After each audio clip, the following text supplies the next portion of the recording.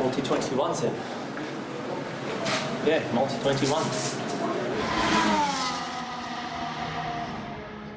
Bonjour à tous, bienvenue pour ce preview du Grand Prix d'Allemagne de la saison 2019 de Formule 1. Et avec moi, Louis pour animer cette petite présentation. Louis, comment vas-tu ?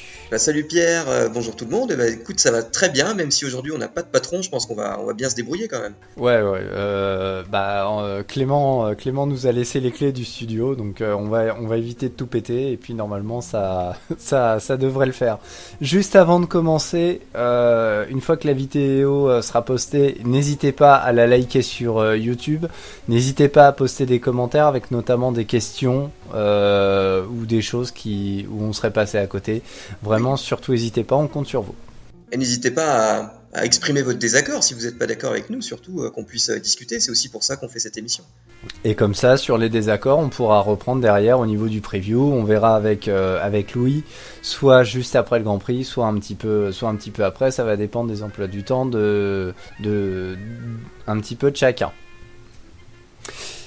Alors, écoute, Louis, je te propose qu'on puisse parler un petit peu de ce tracé d'Hockenheim qui donc accueille la Formule 1 depuis 1970. Un tracé qui a pas mal évolué, notamment au début des années 2000. En 2002, le vétuste tracé, on va dire, qui était quasiment l'un des plus rapides de la saison, a été tronçonné, on va dire. Avec un tout nouveau tracé Made in Tilke de 4 km 574 alors qu'avant on était quasiment à 7 km. Qu'est-ce que tu en penses, toi ? Quel est ton avis sur cette nouvelle configuration depuis quasiment une quinzaine d'années ? Écoute, l'ancien tracé était réellement magnifique avec des sections très très rapides, des chicanes qui permettaient des dépassements, et puis surtout tout ça dans la forêt, c'était vraiment superbe. Malheureusement, comme tu l'as dit, le tracé était complètement vétuste et plus du tout approprié à la Formule 1 moderne. Donc finalement, ce nouveau tracé était un peu obligatoire, un peu finalement comme à Spa où l'ancien tracé n'était plus du tout adapté à la Formule 1. En tout cas, la conversion est peut-être moins réussie qu'à Spa, avec cette grande section de la forêt qui a été remplacée par une longue courbe à gauche, qui d'ailleurs s'appelle la Parabolica aussi, qui n'a rien à voir avec celle de Monza, mais qui a le même nom, avec un K ceci dit, parce qu'on est en allemand, faut pas l'oublier. Deutsche Qualität. Tout à fait. Et donc, c'est un circuit qui certes a perdu une partie de son âme, si on veut, mais qui reste quand même intéressant, avec notamment cette section du stadium qui est absolument géniale, où tout le public se masse, et il y a vraiment une ambiance de stade ici. Il n'y a qu'à voir la sortie de Vettel l'année dernière, je pense qu'on va peut-être en retoucher un petit mot après, mais il n'y a qu'à voir la sortie de Vettel l'année dernière, l'ambiance qu'il y avait à ce moment-là, c'est quelque chose qui est quasiment inégalé en Formule 1. Tout à fait. Ça reste de ce point-là, en tout cas pour le public, un circuit qui est très intéressant. Donc oui, tu as parlé en effet du stadium avec un public qui sera en attente et suspendu aux actions de Vettel, qui est le régional de l'étape. C'est pas le seul Allemand, il y a aussi Nico Hülkenberg, mais on va dire que celui qui peut avoir réellement une chance de gagner, c'est plutôt Vettel. Et bien entendu, on va avoir Mercedes. On peut peut-être aussi penser à une forte présence néerlandaise, vu que les Pays-Bas sont quand même pas très très loin de l'Allemagne. Oui, les Pays-Bas sont pas très très loin de l'Allemagne, et puis c'est un circuit qui a des caractéristiques, pas tout à fait identiques à Silverstone, mais qui n'en sont pas si loin que ça, et on peut espérer voir Verstappen briller aussi, pas à domicile, mais presque en tout cas. Ouais, alors, écoute, là-dessus, je pense que sur le tracé en lui-même, on a fait le tour. On pourrait peut-être faire une rapide présentation. Donc, on a la ligne de départ arrivée, assez courte. Juste derrière, on a une première courbe à droite assez rapide, la Nordkurve. Juste après, on a l'Einfahrt, qui est une espèce de chicane ouverte qui ouvre sur le nouveau tracé. Avant, on prolongeait jusqu'à la première chicane au beau milieu de la forêt. Tu l'as rappelé. La Parabolica avec un K. Ensuite, on arrive sur une épingle hyper serrée, la Spitzkehre. Belle prononciation, ouais. Où Grosjean et Maldonado s'étaient écharpés en GP2, hein, je crois. Ouais, tout à fait. Et puis, si tu te souviens bien, de mémoire, c'est en 2003, c'est à la sortie de ce virage que Schumacher avait tenté de mémoire une attaque sur Trulli, et ça s'était soldé par une crevaison lente pour l'Allemand. Il avait dépassé. Je vais te faire confiance parce que je ne m'en souviens absolument pas. Donc, ensuite, on arrive dans le Mercedes Arena, une espèce d'immense tribune à l'effigie Mercedes. Ensuite, on arrive sur le stadium avec la Onco Curve. On a un grand virage entièrement qui tourne à gauche, légèrement incliné, là où s'était planté Vettel l'année dernière, la Sack Curve. Ensuite, on termine avec les deux virages de la Elf Curve, et normalement le tour est fini. C'est des tours qui sont quand même assez rapides, hein. On est quasiment en 1 minute 15, 1 minute 20. Oui, tout à fait. J'ai les temps autour. Le record du tour l'année dernière, donc, qui a été signé par Lewis Hamilton en course, hein, pas en qualif, mais en course, c'était de 1:15.5. Et en qualif, évidemment, on est allé beaucoup plus vite. C'était Vettel qui avait fait la pole en 1:11.2. Donc oui, c'est des tours très rapides. Donc on peut peut-être pronostiquer entre nous, hein, et puis surtout n'hésitez pas, peut-être une pole, vu les performances cette année, en dessous d'Indy. Ah, ce serait pas impossible, hein, parce qu'on a vu des records de circuit tomber quasiment à chaque session de qualif. Donc c'est quelque chose qui est du domaine du possible, oui. Ok. Eh ben écoute, ça là-dessus, je pense que on a fait à peu près le tour.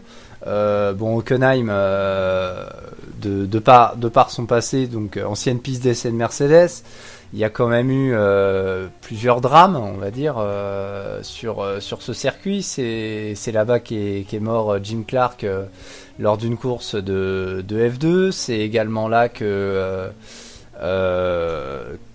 Pironi a squeezé ses chances en 82.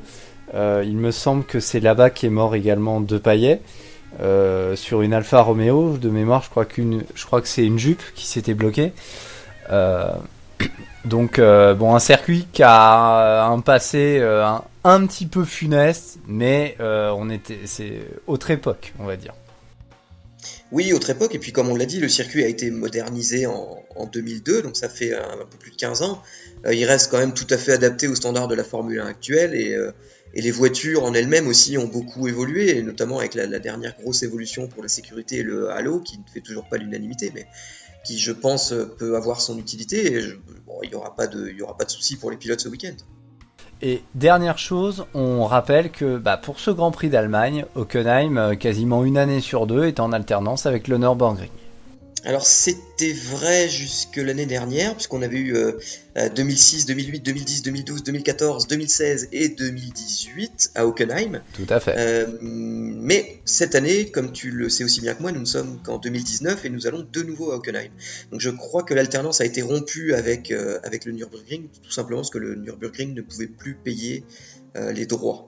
Oui, et puis il y a peut-être aussi un imbroglio politique. Il me semble que le Länder où se situe le Nürburgring est a pour tête un parti écologiste de mémoire ou quelque chose comme ça, qui était pas trop pour la poursuite d'un GP. Mais bon, après, à voir. Peut-être que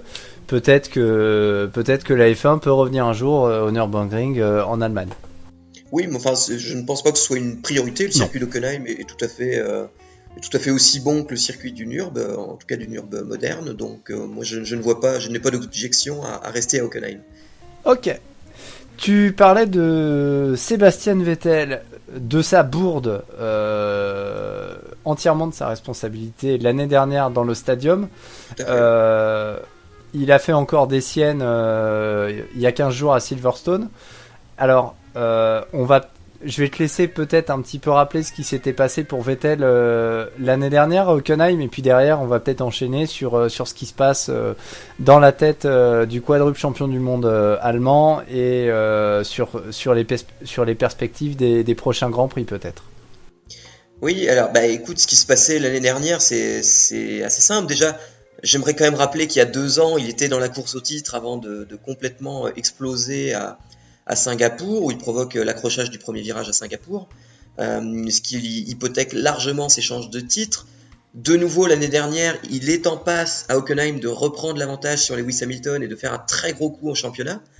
Il mène, il mène la course. Car, car Hamilton était parti de très loin sur ce Hamilton Grand était Prix parti d'Allemagne. très loin et il avait du mal à remonter, alors que Vettel lui-même avait fait la pole, comme on l'a dit tout à l'heure, et puis surtout il dominait la course, mais outrageusement. Quand, folie peut-être de la météo allemande, la pluie s'est mise à tomber, et on ne sait pas pourquoi, il n'a pas suffisamment ralenti, il a perdu le contrôle à basse vitesse relativement, donc dans ce virage 13, et il a tiré tout droit, il est venu mettre sa voiture, même pas dans les pneus, mais contre les pneus, il n'est même pas rentré dans les pneus, la vitesse est très faible, mais la voiture était tankée ici, et c'était l'abandon pour Sébastien Vettel, alors qu'il dominait cette course qu'il aurait dû gagner, il aurait dû reprendre la tête du championnat, et même avec pas mal d'avance, et ça l'a empêché de bien figurer au championnat. Et je pense que le championnat aurait été tout à fait différent si Vettel s'était imposé ce jour-là à Hockenheim. Euh, Et ça a été le début d'une longue série de bourdes après de oui, Sébastien Vettel et on peut Ferrari. citer le Japon notamment, où il s'est écharpé avec Verstappen. Les États-Unis, où il s'est accroché, de mémoire, il s'était accroché avec Ricardo, je crois, au départ. Il était reparti oui, quasiment d'ailleurs avec la victoire de Raikkonen. avec la victoire de Euh, Raikkonen. et, Monza, où il s'était accroché avec Hamilton. oui, aussi, tout à fait, où il part en tête à queue au premier virage, alors qu'il avait largement le temps de refaire sa course derrière. D'autant plus à Monza, où on sait qu'on a largement la place de dépasser au DRS, etc. Ça se fait assez bien. Donc oui, il a enchaîné les bourdes. On s'était dit que cette année, Vettel allait revenir un peu frais et peut-être enfin rebondir. Et de nouveau, il enchaîne les bourdes à Bahreïn, où il part en tête à queue de nouveau en luttant contre Hamilton. Et puis à Silverstone, où il s'accroche avec Verstappen, alors que finalement, il n'y a pas d'enjeu. Il roule pour la 3e place. Je pense qu'il savait déjà que le titre était perdu, donc c'était complètement inutile. Donc oui, il va arriver à Hockenheim à domicile sous pression. Et ce sera, je pense, pour lui le moment ou jamais où rebondir, parce qu'il est sur un circuit qu'il apprécie, avec une voiture qui devrait bien fonctionner. Et clairement, s'il ne rebondit pas ici, ça va être très compliqué pour lui de finir la saison correctement. Et bah, c'est un petit peu le coupable qui revient sur les lieux de son crime, et c'est peut-être l'occasion pour Sébastien Vettel d'arracher enfin sa première victoire de la saison, une victoire qui lui tendait les bras au Canada. Nouvelle erreur du champion allemand, où il a reçu une pénalité plus que discutable, bien entendu, mais qui l'a privé d'une victoire.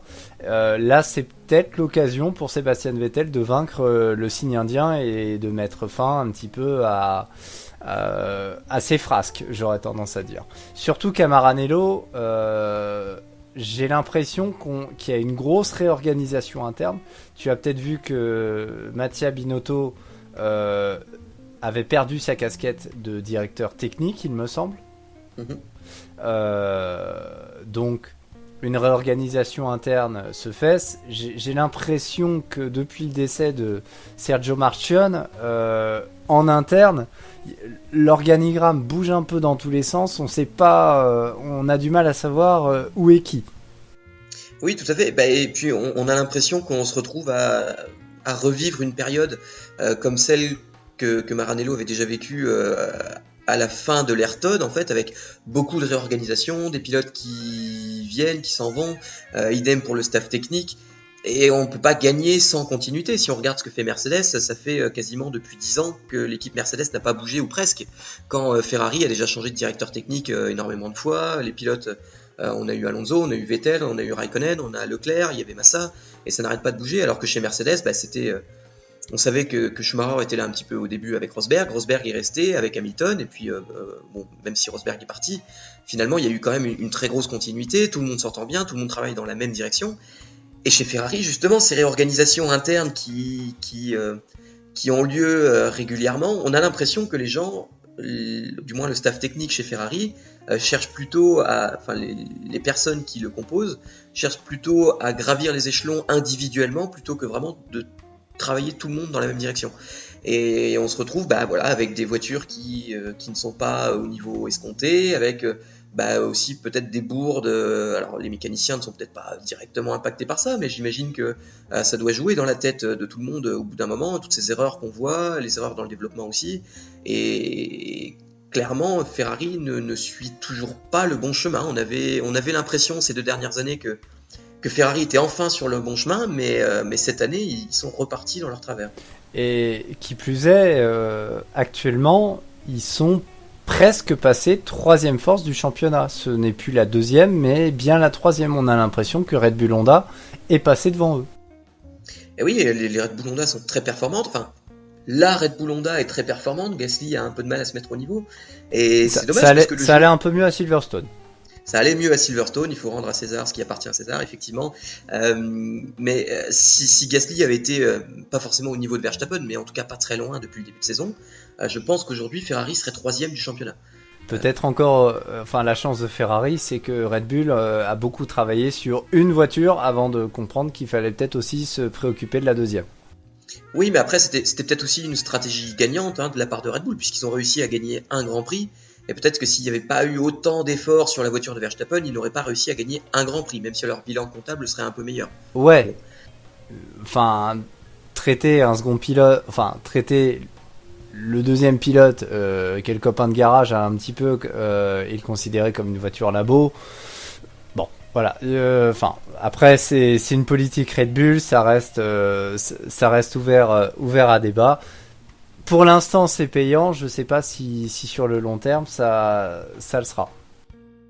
Oui, mais de toute manière, je ne sais pas si Gasly va se retrouver sur le long terme avec Red Bull. Mais en tout cas, sa prestation ce week-end sera une nouvelle fois déterminante. Donc ce sera une des performances à suivre ce week-end, ce sera ce que fera Gasly. Tout à fait.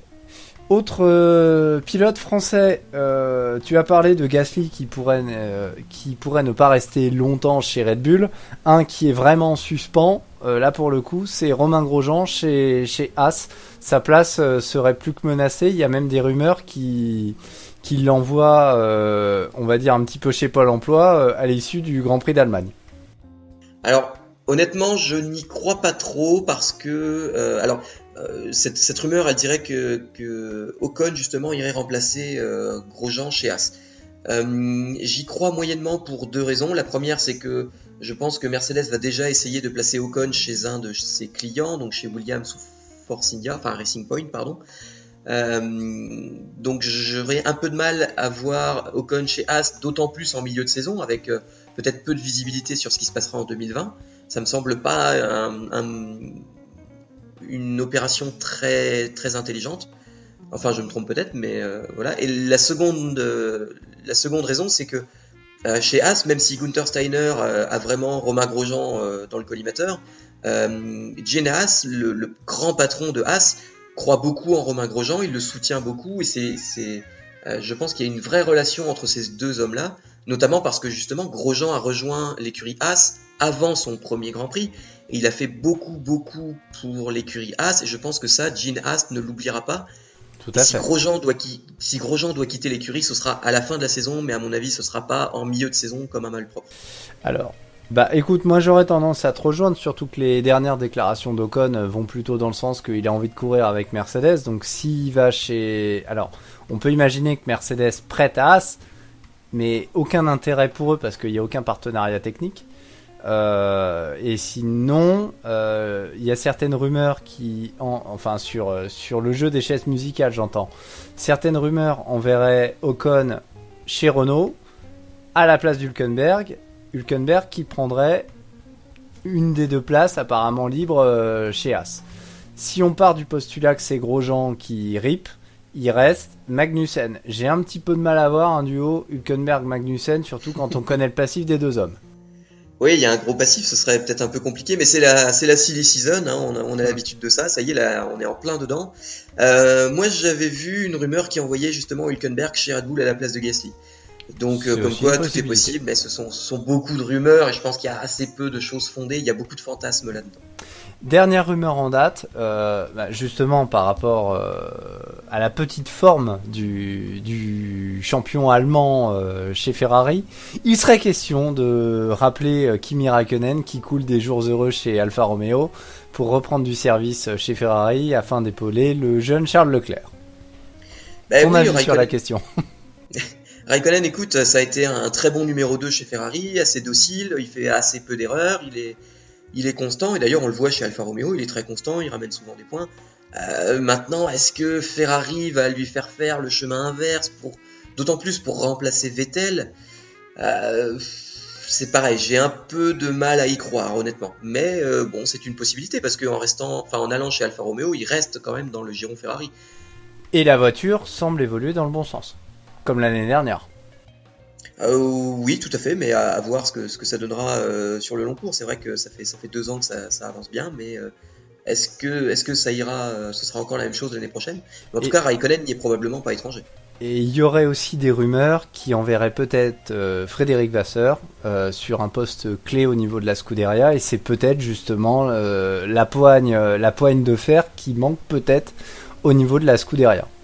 Ouais, alors justement, parmi toutes les rumeurs qu'on a évoquées aujourd'hui, je trouve que c'est la plus plausible, simplement parce qu'il manque un vrai leader à la Scuderia. Alors Fred Vasseur, je suis un peu réservé quant à ses capacités de chef d'écurie, un peu dans la même veine qu'Éric Boulier par exemple, où je trouve qu'il a bénéficié de beaucoup de circonstances avantageuses. Maintenant, c'est vrai que c'est quelqu'un qui, d'ailleurs, contrairement à Éric Boulier, par contre, a une grosse poigne et sait s'imposer et sait faire aller les choses. Pardon, oui, je vais y arriver. Et il est capable de fédérer une équipe. Il est capable de fédérer une équipe. Donc, pourquoi pas. Maintenant, est-ce qu'il a les épaules et est-ce qu'il a vraiment la vista nécessaire pour faire ça? Je n'en suis pas sûr.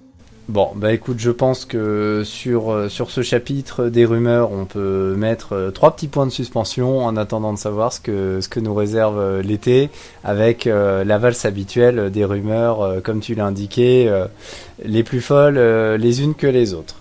Je te propose du coup de passer au prono des podiums. Qui vois-tu sur le podium à l'arrivée dimanche? Eh bien, moi, je vais être très très classique. Je vais voir une victoire de Hamilton devant Bottas, parce que les flèches d'argent vont vouloir briller à domicile. Et puis, pourquoi pas Verstappen, qui est sur une bonne dynamique. Eh ben écoute, ok, c'est noté. Donc tu m'as bien dit Hamilton, Bottas et Verstappen, on est d'accord? Tout à fait. Alors moi pour ma part, victoire d'Hamilton, je pense qu'il est sur une bonne dynamique, il peut continuer. Je vois Verstappen en outsider, et je pense que Charles Leclerc peut compléter la 3e marche du podium. Mais dis-moi, ne serait-ce pas l'heure de voir les duels entre équipiers? Eh ben, tu m'as ôté les mots de la bouche. Alors du coup, chez Mercedes, au niveau du défi coéquipier, à qui donnes-tu l'avantage? Je pense que cette fois-ci, Hamilton a vraiment pris l'ascendant sur son coéquipier, et donc je mets Hamilton sans hésiter. On rappelle, il y a quasiment 40 points d'écart entre les deux Mercedes Boys. Du coup, au niveau du championnat, il me semble que Ferrari est toujours devant de quelques longueurs. Oui, toujours devant Red Bull. Oui, quand même bien, parce qu'il y a quasiment 50 points. Ouais. Il y a plus de 50 points, il y a 52 points même, exactement. D'accord. Du coup, ton pronostic chez Ferrari, Mais tu ne nous as pas donné ton pronostic pour Mercedes. Ah, exactement, oui, bien vu. Écoute, je te suis. Hamilton. Et donc chez Ferrari, moi je vais dire Leclerc. Ok, écoute, même si on a plaidé sa cause, je vais rester sur Leclerc. Chez Red Bull, du coup, Honda. Ce sera Verstappen de nouveau. Eh écoute, je pense qu'on est d'accord. Chez McLaren Renault. Chez mes favoris pour le championnat. Chez McLaren, c'est difficile parce que les deux pilotes sont de relativement même niveau. Et puis c'est souvent qu'il y a une des deux voitures qui a des soucis. Donc c'est un peu compliqué, mais je vais mettre Norris, un peu au hasard. J'aime beaucoup les deux pilotes et je pense qu'ils sont capables de briller tous les deux, mais Norris. Écoute, je rejoins ton jugement. Moi pour ma part, ça sera Carlos Sainz suite à sa grosse performance à Silverstone. Je pense qu'il est peut-être moins rapide que Norris en qualif, mais par contre l'Espagnol est tout à fait capable de faire des courses très solides. Chez Renault. Eh bien écoute, on va mettre Hülkenberg. parce Et- que j'aime le risque. Eh ben écoute, Hülkenberg, pour ma part, ce sera À Daniel domicile, Ricciardo. Hülkenberg peut le faire, j'y crois. Eh bien écoute, espérons que les dieux de la F1 t'auront entendu chez Alfa Romeo Ferrari. On va mettre Raikkonen, hein. Bon, bah écoute, je te rejoins pour Raikkonen. Chez Racing Point, Allez, de nouveau, je vais prendre un risque, je vais dire Stroll, qui semble... En tout cas, Perez est dans un petit coup de mou en ce moment, j'ai l'impression, et j'espère voir Stroll briller. eh ben écoute, moi pour ma part, ce sera Sergio Pérez. Justement, le Mexicain est un petit peu retombé dans ses travers ces dernières semaines. Hockenheim peut peut-être lui permettre de se relancer un petit peu. Chez Toro Rosso. Bon, là encore, je pense que les deux pilotes sont de niveau assez similaires, même si Daniel Kvyat a une meilleure expérience en course, mais je vais rester sur Daniel Kvyat. Ok, et ben écoute, moi pour ma part, je continue à supporter Alex Albon. Chez As Ferrari, tiens, dis donc. Ah, chez As, c'est compliqué, hein. J'ai envie de dire ni l'un ni l'autre, vu leur performance Joker. actuelle. Mais allez, je vais continuer de soutenir Romain Grosjean. Eh bien écoute, on sera tous les deux à soutenir le franco-suisse.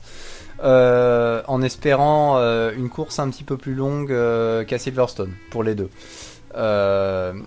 Chez Williams Mercedes, pour terminer. Je pense qu'il n'y a plus aucun espoir de voir Kubica faire quelque chose de propre chez Williams, et donc ce sera Russell sans hésiter.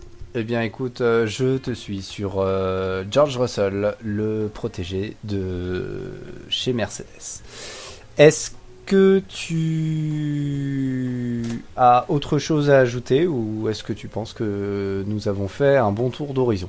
Je pense que nous avons déjà fait un bon tour d'horizon, et puis bah voilà, comme on vous l'a dit en début d'émission, n'hésitez pas à nous dire dans les commentaires ce que vous en pensez, sur qui vous miseriez votre argent pour ce week-end. Et puis bah nous on se dit à la semaine prochaine pour le débrief. Eh ben écoute, peut-être dimanche, sinon courant de semaine prochaine. En tout cas, on va essayer de faire le plus rapidement possible pour que ça soit quand même voilà, réactif et qu'on soit pas trop en décalage. En tout cas, d'ici là, bah, moi je te souhaite un très très bon Grand Prix d'Allemagne. On a eu un très bon Grand Prix d'Autriche, un très bon Grand Prix de Grande-Bretagne. Donc j'espère que le Grand Prix d'Allemagne sera du même cru. Et puis bah écoute, profites-en bien et puis on se tient au courant pour le review du coup de ce Grand Prix d'Allemagne. Et oui, bah allez, salut à tous. Salut à tous!